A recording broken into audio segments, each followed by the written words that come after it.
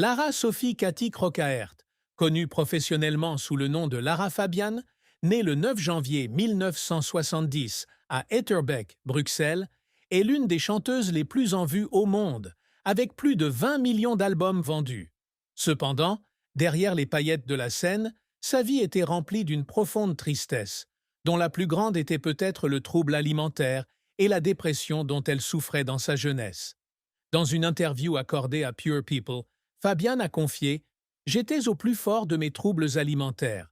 J'ai traversé une période très sombre, au point d'envisager de mettre fin à mes jours. » Son trouble alimentaire est né de la pression de devoir répondre aux attentes de l'industrie musicale, où l'apparence et la perfection sont souvent placées au premier plan. En tant que fille d'origine belge et italienne, ayant grandi entre la Sicile et Bruxelles, Fabian s'est toujours sentie différente. La pression de maintenir une image parfaite, combinée à des relations ratées, l'a envoyée dans une spirale psychologique. Elle a dit un jour qu'il y avait des jours où elle ne mangeait presque rien, essayant de contrôler son corps pour avoir l'impression d'avoir le contrôle de sa vie. Cela a non seulement endommagé sa santé, mais lui a également donné un sentiment de solitude et de perte, même lorsqu'elle se tenait devant des milliers de spectateurs.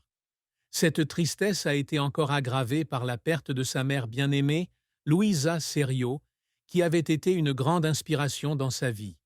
Sa mère, sicilienne, lui a inculqué l'amour de la musique et de la littérature en lui donnant le nom du personnage de Lara dans le roman de Boris Pasternak, Le docteur Zhivago.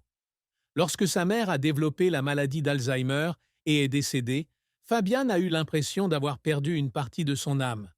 Dans la chanson L'oubli, elle écrit sur la douleur de la perte de sa mère, une tristesse qu'elle décrit comme indescriptible. Cette tristesse n'est pas seulement une perte personnelle, mais aussi un sentiment de culpabilité de ne pas avoir pu passer plus de temps avec sa mère dans ces dernières années, en raison de son emploi du temps chargé. Fabian a également subi une fausse couche, une perte qu'elle a partagée avec le Journal des femmes. Mon bébé n'avait plus de battement de cœur. Cet événement a laissé une profonde blessure émotionnelle, d'autant plus qu'elle avait toujours rêvé d'être mère. Ses souffrances, troubles alimentaires, perte de sa mère et fausse couche, étaient entrelacées, formant la plus grande tristesse de sa vie, un voyage à travers lequel elle a lutté pour trouver la lumière. La carrière de Lara Fabian a été un voyage émotionnel, rempli de hauts éblouissants et de bas déchirants. Dès son plus jeune âge, Fabian a montré un talent musical. Son père, Pierre Crocaert, guitariste, reconnaît les capacités de sa fille et l'inscrit au Conservatoire royal de Bruxelles à l'âge de 8 ans. À l'âge de 14 ans, elle commence à se produire dans des restaurants et des clubs avec son père et participe à des concours de musique. En 1986, elle remporte le concours Tremplin, recevant ainsi l'opportunité d'enregistrer dans un studio professionnel. 2 ans plus tard, elle représente le Luxembourg à l'Eurovision 1988 avec Croire, atteignant la 4e place, marquant le premier tournant de sa carrière. Les années 1990 ont été l'âge d'or de Fabian.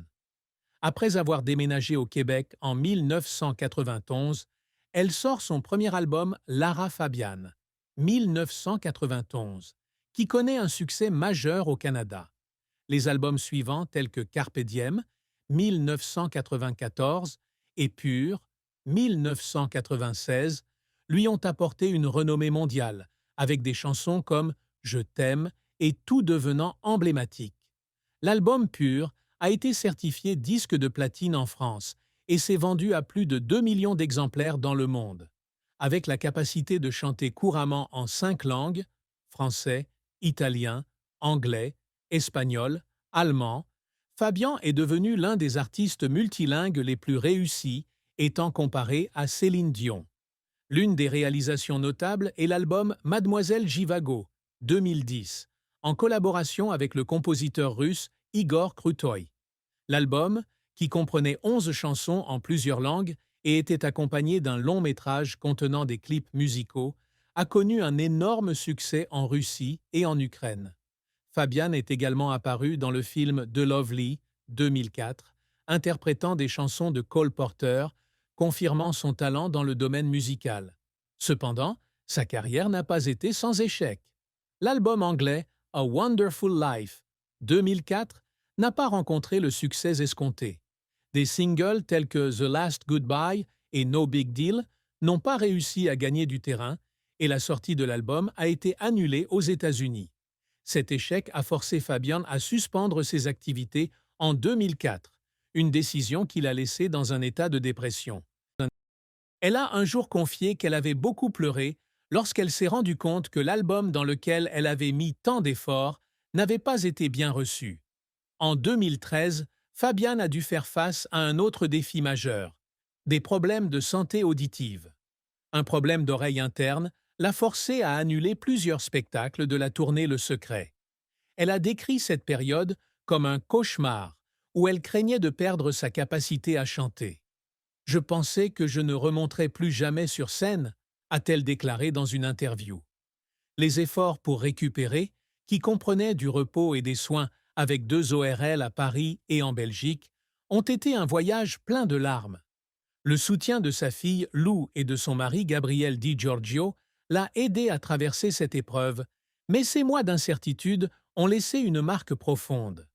Les larmes de Fabian ne viennent pas seulement de l'échec, mais aussi de son dévouement à l'art. Elle passait souvent des heures en studio, travaillant jusqu'à l'épuisement pour perfectionner chaque note. Lors de la représentation de Mademoiselle Givago, elle a pleuré en chantant la chanson « Demain n'existe pas », car la chanson évoquait des souvenirs de sa mère et des pertes de sa vie. Sa carrière est un témoignage de sa passion, mais aussi une histoire de sacrifice et de douleur.